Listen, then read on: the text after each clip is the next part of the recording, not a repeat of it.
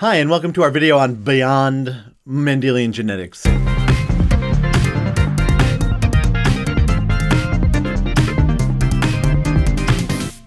And what I mean by that are situations in inheritance that go beyond what Mendel predicted. If you don't have a handle on Mendelian genetics, you should definitely watch that video before you watch this one. But if you do, then you're in the right place. And so I've started with pictures of cows, because what do you get when you cross a white cow and a brown cow? Well, it turns out that you get a roan cow, which is not white and not brown, but is actually a combination of both of those traits together. And that's what we're talking about here. That's not a Mendelian thing, right? That is a different thing. So the question we're looking at here is, how are genes inherited? It's the same question that we looked at before, but we're going to look at some extensions and modifications to the work that Mendel did. So in this video, we're going to look at how different mechanisms of inheritance modify Mendelian ratios. We're going to look at a phenomenon known as gene linkage.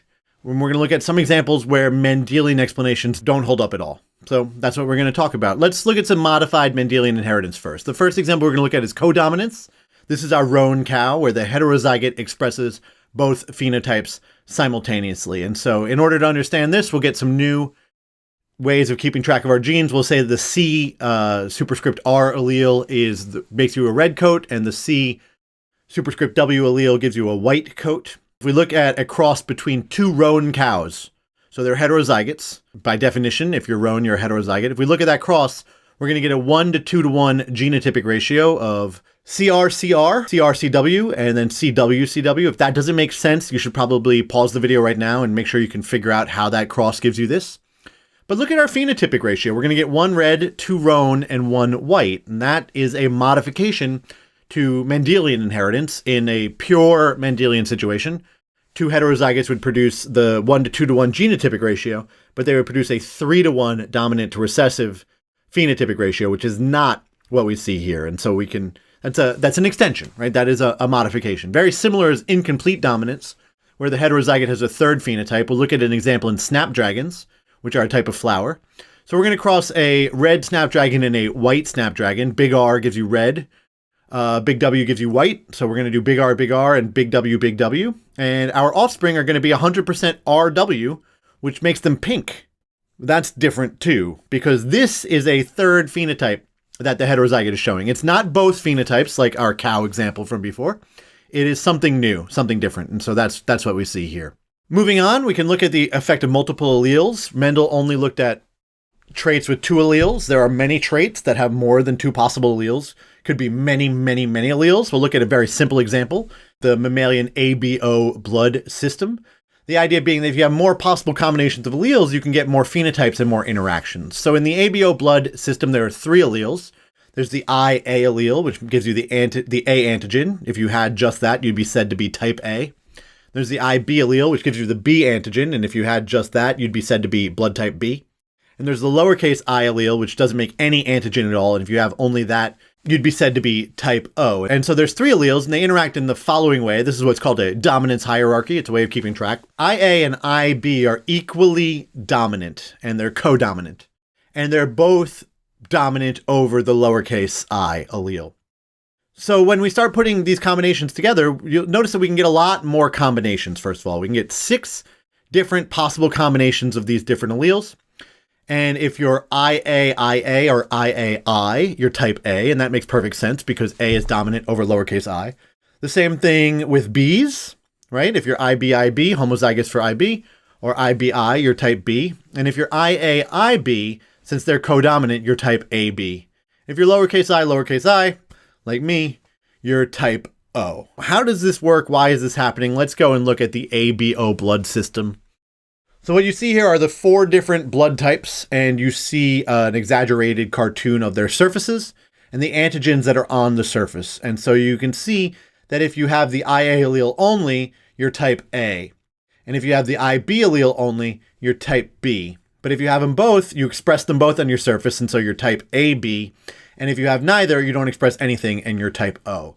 This is actually a really big deal in the medical field, because you can only get specific types of blood from specific people depending on your blood type. If you're type A, you can only get type A or type O because there's no antigen on the surface. If you're type B, you can only get type B or type O. If you're type AB, you can get anything you want because you have both antigens on the surface, so your immune system will recognize anything. And if you're type O, you can only get type O because your immune system won't recognize the A or the B antigen, which is a really big deal if you ever need a blood transfusion. They can't give you if they give you the wrong blood, you're in a really bad place. That's how this system works. It's just one example of multiple alleles. There are many other systems, usually with many more alleles, but it gets really complicated really fast. The next thing we're going to talk about here are linked genes. So Mendel's work only really works when the genes are on individual chromosomes, when they're unlinked. Linked genes are on the same chromosome. Because they're on the same chromosome, the behavior of those chromosomes during meiosis is going to affect how they are inherited. The work that was really done on linkage was mostly done out of the lab of Thomas Morgan in Columbia, and he was working with Drosophila melanogaster, which is the fruit fly, which is another wonderful model organism for genetics because it's got a 2-week generation time to go from egg to reproductively mature adult. They produce hundreds of offspring. You can grow them in little tiny jars, whole cultures of them in little tiny jars, because they're like the size of a punctuation mark. And they have very obvious traits as well. And so here's what Morgan did. He grew a lot of fruit flies. He exposed them to radiation and he looked for mutants, which would be different from the non-mutant fruit fly. Anything that the non-mutant has is called the wild type condition, whereas the mutant has whatever the difference is. So here's the example. We've got red-eyed flies, but if we said wild type eyed flies, we would mean red because that's what wild type fruit flies have. And then we have a white-eyed mutant, and you can see the difference in this picture here. And this was actually the first mutation that Morgan isolated. And then he bred the mutants with wild type flies and looked at the offspring. So very similar to Mendel, except now we're dealing with flies, little tiny flies instead of peas. So here's Morgan's cross. We're going to cross a wild type female and a white-eyed male. And our F1 is going to be only wild type females and wild type males. This is very, very similar to what Mendel had seen with the disappearance of the recessive condition in the F1. And then we're going to cross the F1s with themselves, males and females. And we're going to get this. We're going to get only wild type females. We're going to get wild type males and white-eyed males. But the white-eyed males are the only place where that recessive phenotype is going to show up. The white-eyed trait is connected to the sex of the fruit flies, and that's this notion of sex linkage. So how do we explain this?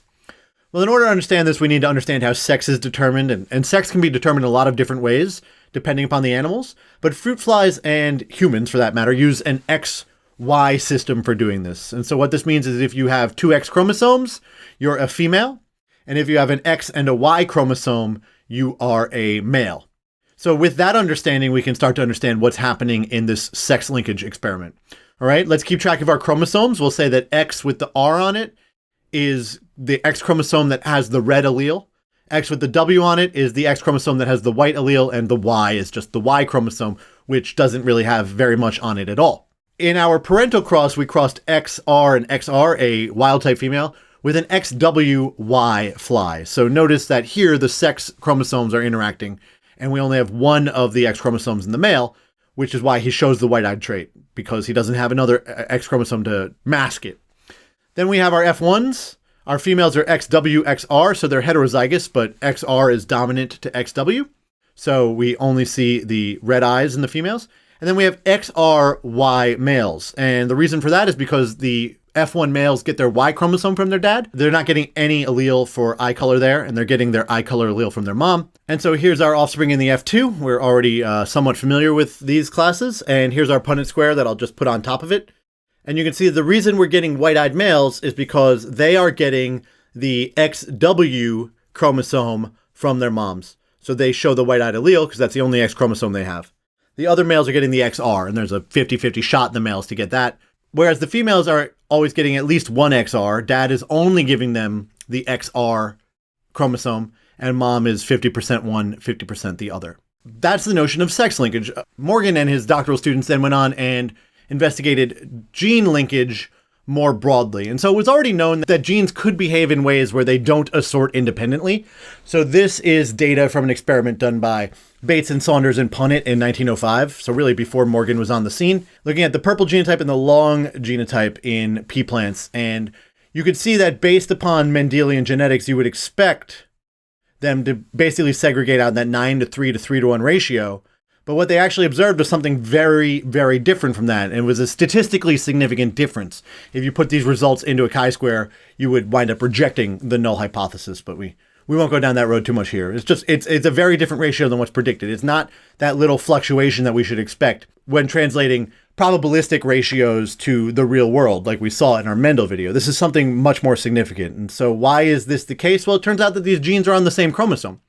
And so if you're on the same chromosome, you're linked to each other. And so you travel together during meiosis for the most part. This work was developed quite a bit by Morgan's lab and the scientists who were working in Morgan's lab, to the point where they could start to map the genes for different traits onto the chromosomes that they're a part of, just by looking at the offspring that come out of a particular cross and doing some math on it. You can start to predict that. What's interesting about linked genes is that you can still get the genes to separate from each other, but that only happens as a result of crossing over during meiosis. And since crossing over involves the physical exchange of genetic material, the further apart two genes are on a chromosome, the more likely there'll be a crossing over event between them, and you'll see offspring that have one trait but not the other in the results of the cross. And so by using the number of these offspring that show one trait but not the other on linked genes, you can actually use that to calculate the distance between the genes on a chromosome. Not in any absolute way, not in any way of understanding how many bases they're apart, but in terms of a function of how likely it is for there to be a crossing over event between them. And so that's what you see here is what's called a linkage map, and each one of the units on this is a 1% chance of a crossing over event occurring between it and the genes for different antennae all the way over on the left. That's this notion of gene linkage. So again, different than what Mendel looked at. Mendel didn't consider gene linkage at all. We now, of course, know that there are other mechanisms of inheritance as well that are really quite different from anything Mendel talked about. We'll call these non-Mendelian mechanisms of inheritance. So these are mechanisms that don't obey Mendel's laws at all. Prokaryotes, for instance, can transfer genetic material horizontally within the generation. So this would be the equivalent of you being able to give genes to your friend. Right? You only give genes to your offspring. If you could give genes to the people in the same generation as you, that would be an example of horizontal gene transfer. We can't do it as multicellular organisms. Prokaryotes do it quite a bit. Transformation, which to go way, way back to our discussion of the historical basis of inheritance, right? Griffith had actually accidentally discovered transformation. It's when bacterial cells take in genetic material from the environment. That's what the R strain was doing with the dead S strain DNA in Griffith's experiment, though he obviously didn't know that. Transduction is when a virus brings genetic material along for the ride. Viruses infect cells by injecting genetic material, and sometimes viruses are mispackaged. They may be packaged with a part of the host cell's genome, and they could deliver that instead. Conjugation is a process where a bacterial cell will actually grow a structure called a sex pilus, though it's not really sex in the same way that sexual reproduction is, and will actually transfer a plasmid, a small piece of genetic material, to another bacterial cell through that structure, which is actually a main mechanism by which bacteria could swap things like the genes for antibiotic resistance. So Mendel obviously didn't have anything to do with any of this. We also know that there are things that are inherited that are just inherited not according to the sexual reproduction and sexual life cycles. For instance, your mitochondrial genomes are inherited from your mom. The only mitochondria you get are the ones in the egg cell, so it's a matrilineal inheritance. Y chromosomes are inherited patrilineally. There are other things, too, that are way beyond what we need to talk about here in this course, but there's this whole field of what's referred to as epigenetic patterns. These are patterns of inheritance that don't involve DNA, but it can involve things like the way that the histones that the DNA is wrapped around are chemically modified with acetyl groups or not, which controls whether or not they're packed up tight or loose. This is obviously not something that's inherited based on the genes you get. It could probably passed on through other mechanisms. It's an active area of research. But again, it's really non-Mendelian in any way. So with that in mind, I'd like to thank you so much for watching this video on our extensions to Mendel, or on things beyond Mendelian inheritance. Make sure you can do the following things here at the end. Make sure you can explain how gene-protein interactions can lead to modifications of expected Mendelian inheritance patterns. Make sure that you can describe Morgan's experimental method and his conclusions. Make sure that you can explain how sex linkage and gene linkage can modify the expected Mendelian inheritance patterns. And finally, make sure that you have some understanding of how non-Mendelian inheritance mechanisms are different from Mendelian patterns. If you can do those things, you're doing great. If not, that's okay too. Take a moment and write down any questions that you have so that you can get the answers that you need. Thanks so much for watching. I really appreciate it. Have a good day.